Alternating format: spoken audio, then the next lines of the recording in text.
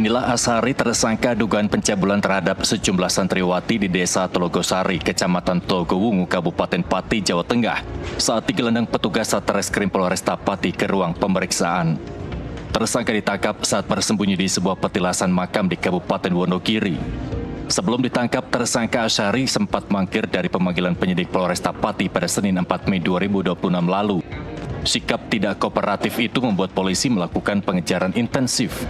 Akhirnya kita mendapatkan petunjuk, yakni yang bersangkutan bersama dengan orang. Jadi bersama sempat ketemu mengobrol dengan orang. Jadi kita berupaya mencari keberadaan orang tersebut. Syukur alhamdulillah kita bisa berhasil mendapatkan petunjuk dari, bisa dibilang, jadi tapi kita masih mempelajari apakah motif, apakah dia terlibat atas pelarian Ashari ini.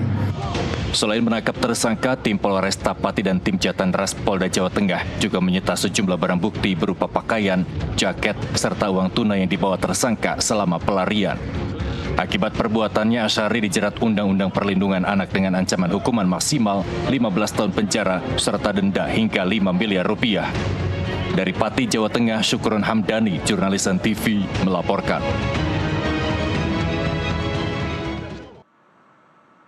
Pemirsa, ruang yang seharusnya menjadi tempat paling aman untuk menimba ilmu agama justru berubah menjadi mimpi buruk yang menghancurkan masa depan.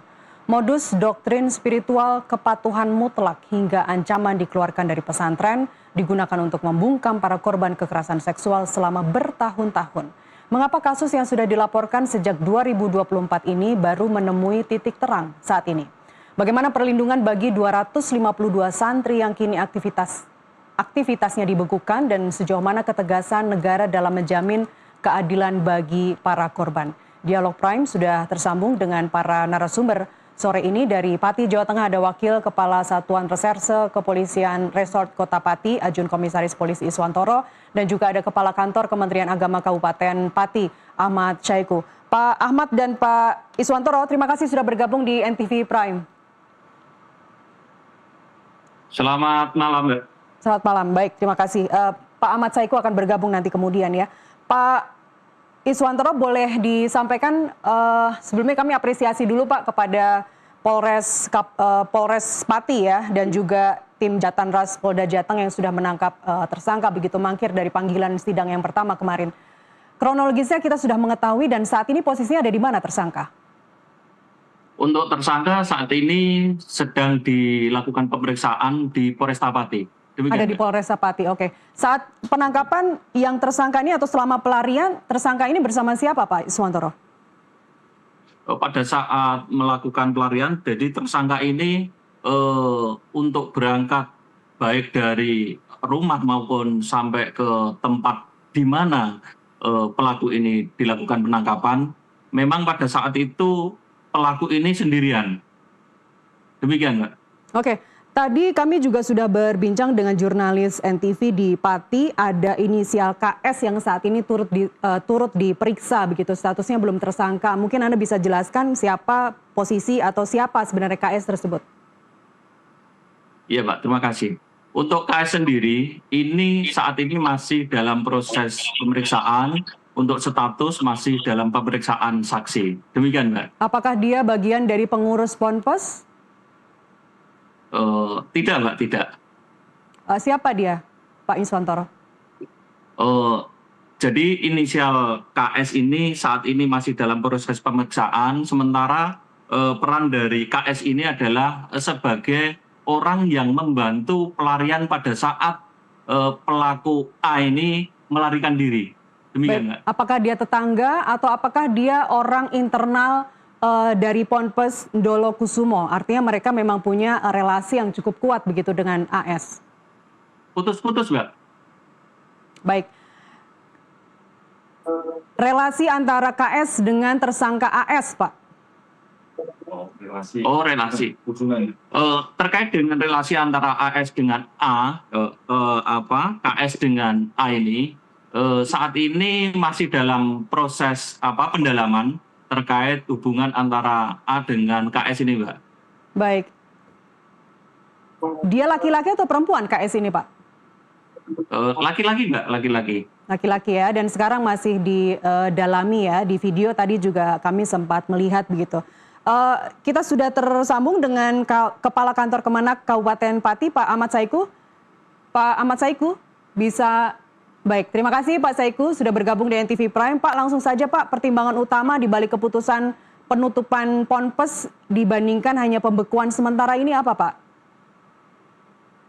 Jadi memang sudah kami ambil satu kebijakan bahwa pondok pesantren ini kami tutup permanen dengan satu alasan.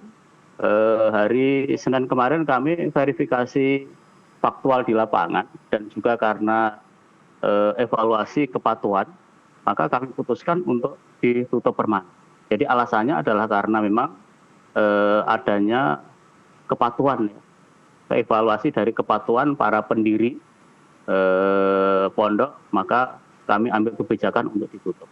Kepatuhan itu bisa dijelaskan Pak Saiku, apakah memang selama ini mereka selalu lolos dari pengawasan dari Kementerian Agama atau seperti apa?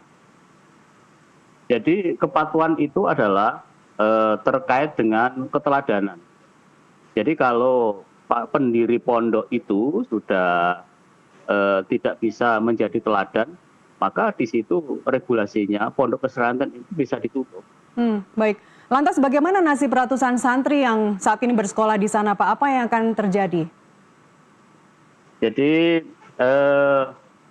sejumlah 250 santri sudah kami pulangkan ke orang tuanya masing-masing. Dan mereka melaksanakan pembelajaran saat ini dengan daring. Jadi tidak ada persoalan untuk pembelajarannya, semuanya lewat daring.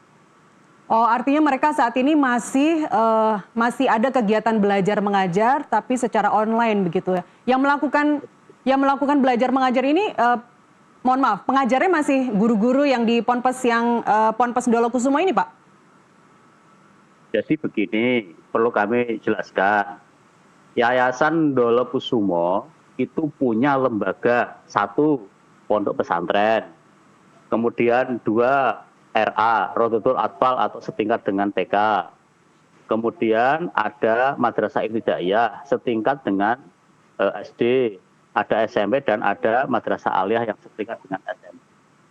Jadi anak-anak yang ada di lembaga itu memang sebagian besar itu mondok di pondok tersebut.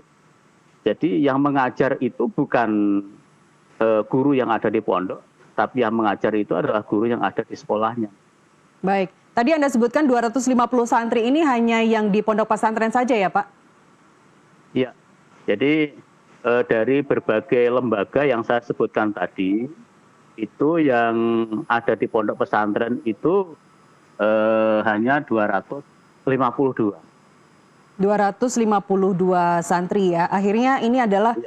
artinya ini adalah jaminan juga dari Kementerian Agama bahwa mereka akan tetap bersekolah. Apakah juga akan disalurkan ke sekolah yang lain, Pak? Ya, jadi kami sudah mitigasi ya. Jadi besok hari Selasa itu santri yang kami pulangkan ke rumah orang tua masing-masing akan kami asesmen besok Selasa itu. Kami kumpulkan di satu tempat, kami akan wawancara satu-satu. Termasuk wawancaranya tugasnya itu adalah dari psikolog dan juga dari yang lainnya. Saya kepengen memberikan pendampingan. Termasuk dari asesmen itu adalah sebagai dasar anak ini nanti mau melanjutkan atau pindah ke sekolah atau madrasah mana. Itu dasarnya adalah asesmen besok hari Selasa. Jadi insya Allah ini akan aman karena prioritas kami adalah bagaimana anak ini terjamin pendidikannya dan juga perlindungan. Kalau bicara mitigasi, bukankah mitigasi itu harusnya sebelum ada kasus kekerasan seksual yang terkuak, Pak? Iya, betul. Jadi maksud kami mitigasi itu adalah setelah kasus itu ada, maka mitigasinya itu adalah mitigasi untuk kelanjutan siswanya untuk belajar ini. Gitu. Baik. Ada jaminan ya Pak dari Kementerian Agama bahwa 252 santri dan santriwati ini tetap akan terjamin sekolahnya, tetap akan terjamin pendidikannya. Baik. Baik, satu lagi sebelum saya ke Pak Wakasat Reskrim. Berdasarkan data dari Kementerian Agama, keterlibatan dari instansi Bapak sejak laporan pertama muncul di pertengahan 2024 hingga kasus ini meledak di bulan April ini, Pak, sejauh mana, Pak? Ya, jadi kami sudah sangat kooperatif sekali dan kami juga bersinergi dengan Polres. Jadi saya masih ingat dan datanya pun ada. Jadi tanggal 8 Juli tahun 2024 itu memang ada informasi viral adanya pelecehan seksual di pondok tersebut. Kemudian hari itu juga kami dengan tim saya sendiri yang ke pondok itu mengadakan klarifikasi, tabayun dan lain sebagainya, termasuk ketemu dengan AS itu, dan mereka dia tidak mengakui adanya kabar yang viral itu. Mereka menolak kalau itu adalah fitnah. Akhirnya kami mohon diri, kemudian kami membentuk tim untuk pendampingan di pondok.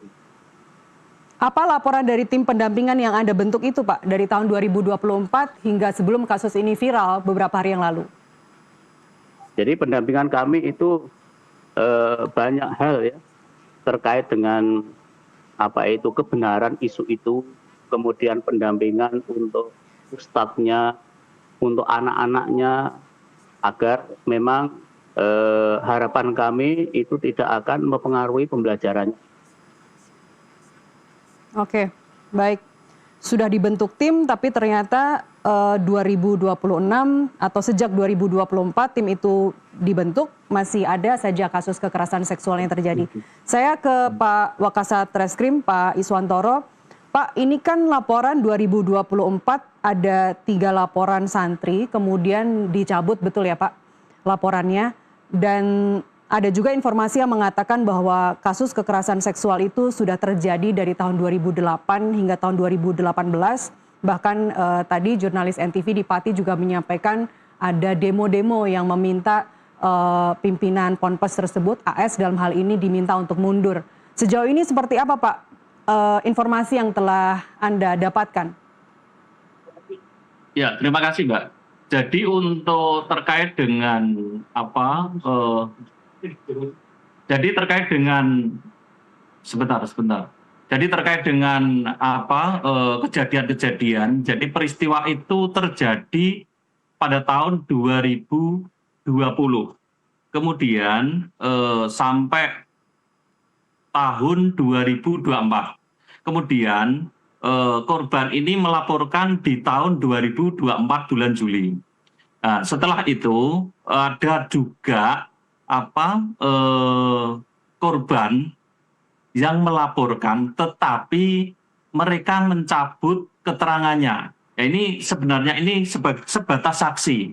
Jadi ada lima saksi, yang satu ini adalah korban, kemudian yang 3 mencabut keterangannya, kemudian yang satu ini memang tidak mau memberikan keterangan meskipun nanti dalam persidangan. Tetapi yang 3 ini adalah mencabut keterangannya sebagai saksi dengan alasan karena memang demi kebaikan di masa depan mereka. Demikian, Pak. Untuk tahun 2026, Pak, ada berapa banyak atau sampai saat ini ada berapa laporan yang sudah masuk ke polisi? Untuk laporan yang sudah masuk itu di Polresta Pati sampai saat ini memang ada aduan itu baru 1, laporan baru 1, Mbak. Demikian, Mbak.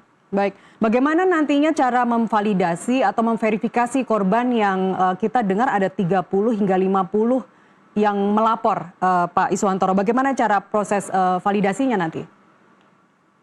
Jadi dari Polresta Pati terkait dengan mungkin adanya korban-korban yang lain ataupun mungkin isu yang di luar itu menyebar, mungkin ada berapa 30 atau 50 itu. Jadi dari Polresta Pati belum terima data resmi dan Polresta Pati belum pernah menerima laporan ataupun aduan secara resmi terkait yang 30 atau 50 korban tersebut. Demikian, Mbak. Bahkan update per hari ini ya Pak, ketika kasusnya sudah viral, update per hari ini tetap baru ada 1 laporan polisi yang masuk. Betul, Mbak. Betul. Baik. Ada juga yang menyebut bahwa tahun 2008 ketika demo itu terjadi oleh warga sekitar Ponpes, ada satu santri yang mohon maaf dihamili oleh tersangka, kemudian diminta atau dinikahkan dengan laki-laki lain, kemudian diceraikan begitu. Apakah memang itu sebenarnya titik awal dari kasus kekerasan seksual yang terjadi di Ponpes itu, Pak? Untuk sampai saat ini yang terkonfirmasi di Polresta Pati tidak ada yang memberikan info resmi atau laporan resmi terkait dengan mungkin yang sudah nikah atau seperti apa. Tetapi sampai saat ini memang yang diketahui dari Polresta Pati setelah adanya laporan itu hanya satu, memang hanya pada tahun 2024 itu laporannya. Demikian, Mbak. 2024 yang dicabut ya, kemudian ada baru lagi satu, ini orangnya beda lagi ya Pak, yang 2026 ini yang satu laporan? Nah, itu memang laporan itu tahun 2024, itu memang satu itu, kemudian dari satu ini, 4 ini kan saksi.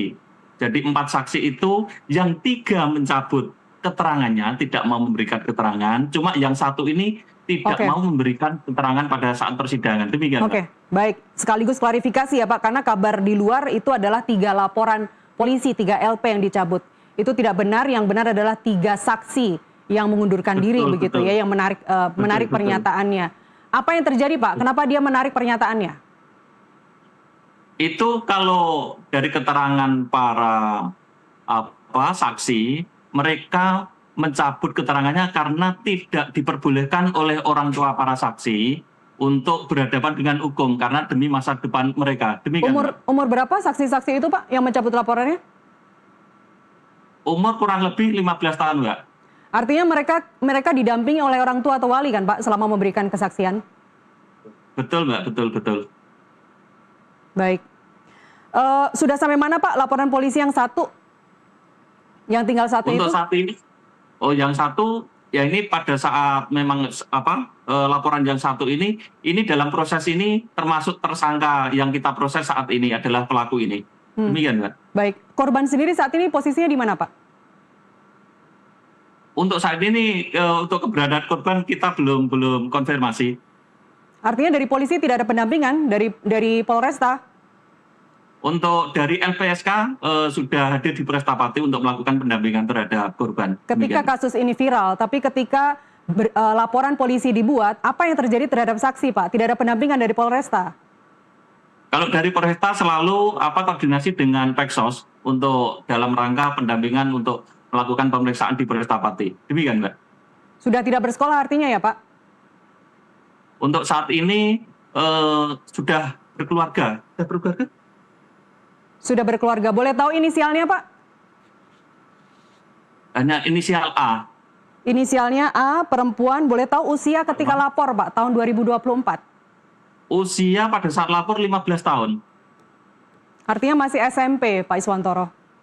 Betul. Dan tidak ada, sekali lagi tidak ada pendampingan dari Polresta saat itu Pak? Siap? Dan saat itu tidak ada pendampingan dari Polresta, sekali lagi saya tanya. Yang pada saat? Pada saat melapor, pada saat laporan polisi dibuat? Oh, tetap didampingi dari Peksos. Baik. Saya bergeser ke tersangka Pak. Tersangka itu kan berstatus tersangka sejak 28 April 2026, betul ya Pak? Gimana, Mbak? Status tersangka AS itu sejak tanggal 28 April 2026, tapi sejak saat itu tidak dilakukan penahanan kepada yang bersangkutan. Betul, jadi status tersangka pada tanggal 28 April 2026, betul itu, Mbak? Iya, tidak dilakukan penahanan sejak saat itu, Pak? Pada saat itu memang setelah kita tetapkan sebagai tersangka, kemudian kita memberikan surat penetapan tersangka kepada pelaku ini, kepada tersangka ini, Mbak. Tetapi upaya kita sesuai dengan SOP kita bahwa kita harus melakukan pemanggilan. Demikian, Mbak. Baik, itu yang menjadi pertimbangan penyidik ya, tidak dilakukan penahanan saat itu juga, tapi kemudian akan dilakukan pemeriksaan pada tanggal 4 Mei seharusnya kemarin sebelum akhirnya mangkir. Oh betul, Mbak. Jadi Baik. Pak Iswantoro, boleh dikasih pelajaran hukum Pak kepada kami Pak bahwa ini kan tersangka kemudian mangkir saat pemanggilan pertama ya, pemeriksaan pertama. Ada indikasi obstruction of justice di sini. Bagaimana akhirnya nanti ini akan memperberat kasus yang bersangkutan? Betul, Mbak. Jadi dengan adanya mereka melarikan diri, ini akan memperberat dalam nanti mungkin dalam putusan pengadilan. Demikian, Mbak. Baik, ada dugaan suap juga Pak kepada korban, ada upaya damai, kemudian juga kuasa hukum korban. Kuasa hukum korban juga diiming-imingi uang sampai ratusan juta, bahkan sampai 400 juta rupiah. Ini isunya seperti itu. Dari kepolisian juga sudah mendengar itu ya Pak? Kalau hanya mungkin kabar berita yang di luar seperti itu, Mbak, tapi sampai saat ini yang kita lakukan pemeriksaan tidak ada hal-hal seperti itu. Demikian, Mbak. Belum ada, karena belum ada pemeriksaan langsung ya dari yang dari tersangka begitu. Pak, ini sangat serius ya Pak Iswantoro.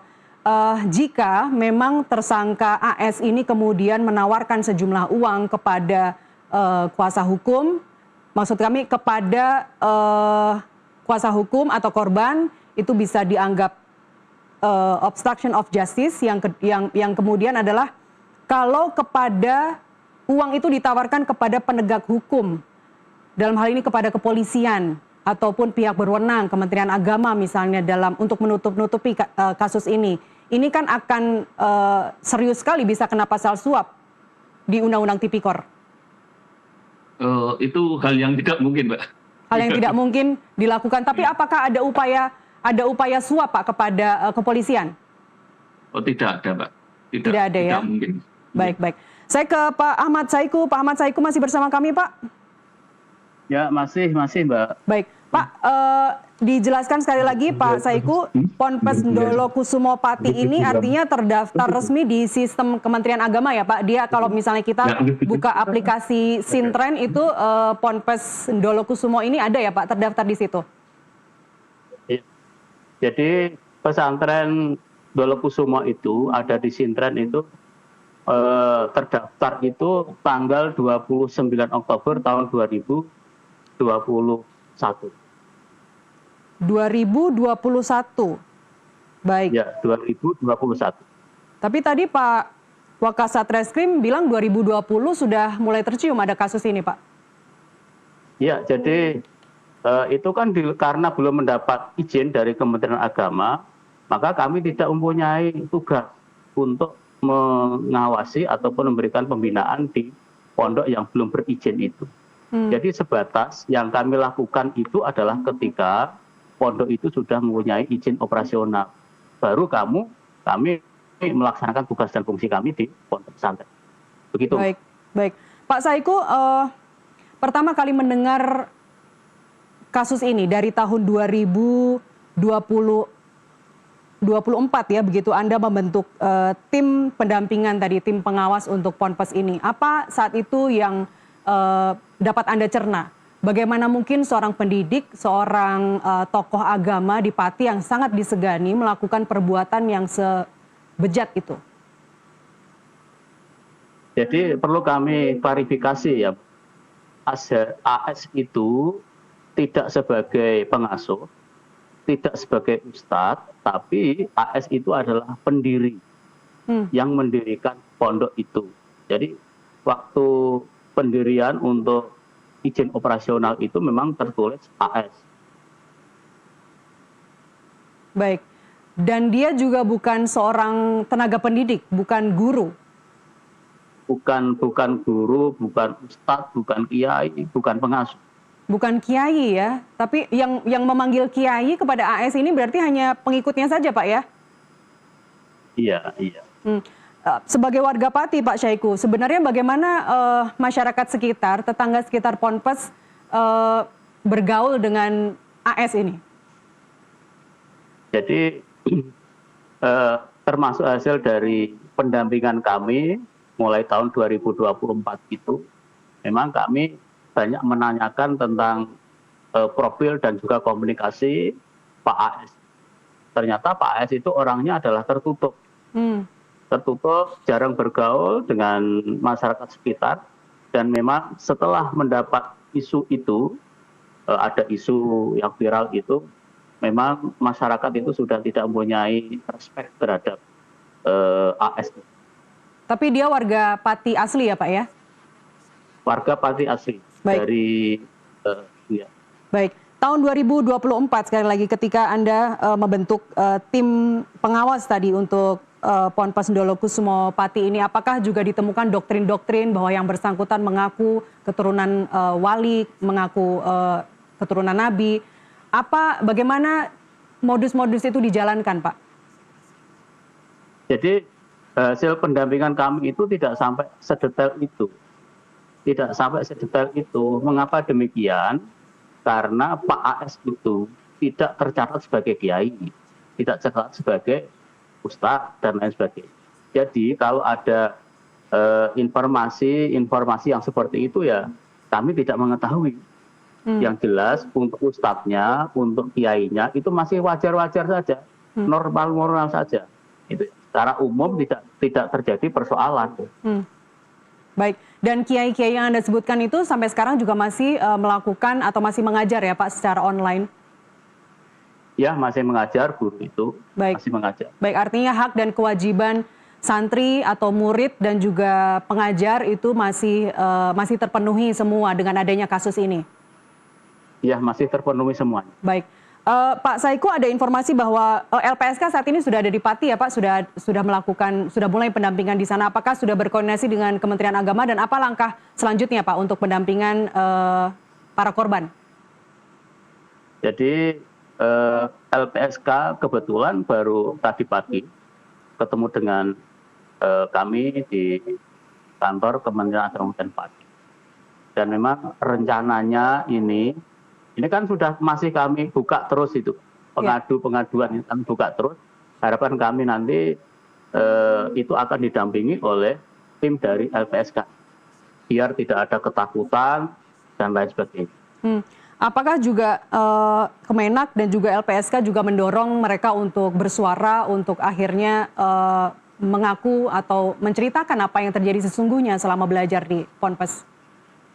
Ya, jadi termasuk hari Selasa besok itu kami ingin menggali, karena kami juga nanti dengan psikolog itu menggali, ingin bagaimana supaya santri itu terbuka apa yang dialami selama ini yang ditutup-tutup gitu.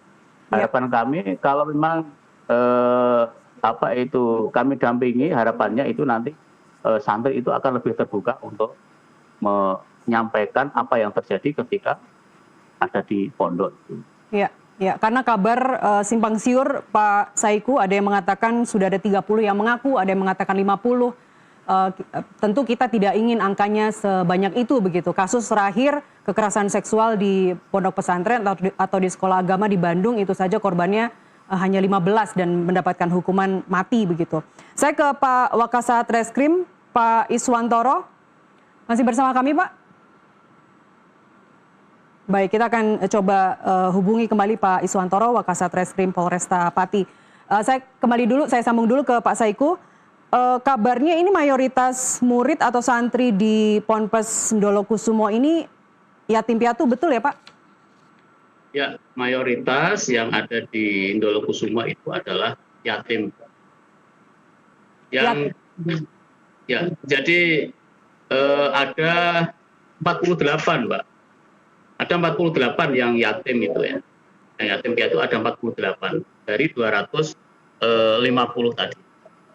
48 dari 252 santri ya. Betul. Baik.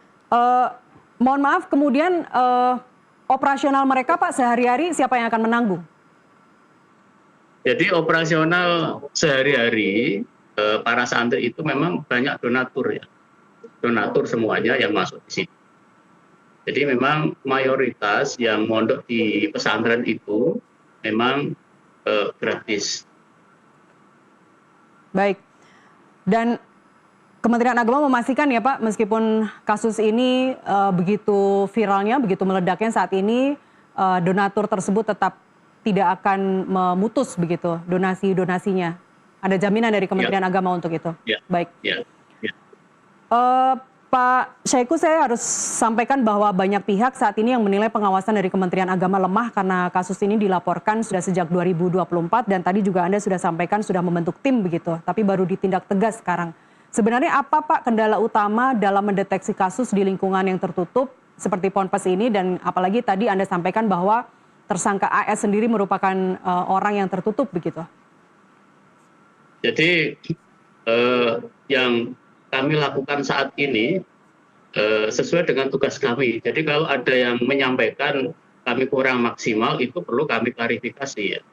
Karena mulai tahun 2024 itu kami sudah turun, kemudian kami sudah pendampingan, dan kalau sudah pada ranah hukum itu kan ranahnya penegak hukum itu ya, sampai tahun 2026 ini. Jadi ranah kami, Kementerian Agama itu ya hanya pendampingan saja, memberikan pendampingan, pengamatan, evaluasi dan sebagainya. Yang jelas tugas dan fungsi kami di Kementerian Agama sudah kami laksanakan secara maksimal.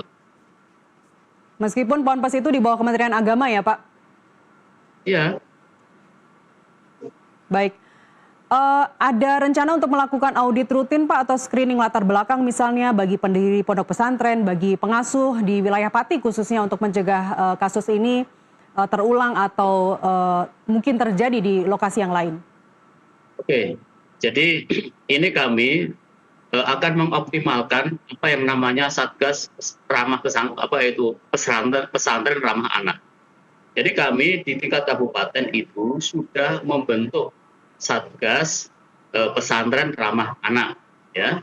Kemudian di dalamnya itu memang ada bidang-bidang yang memang menangani masalah pelecehan seksual.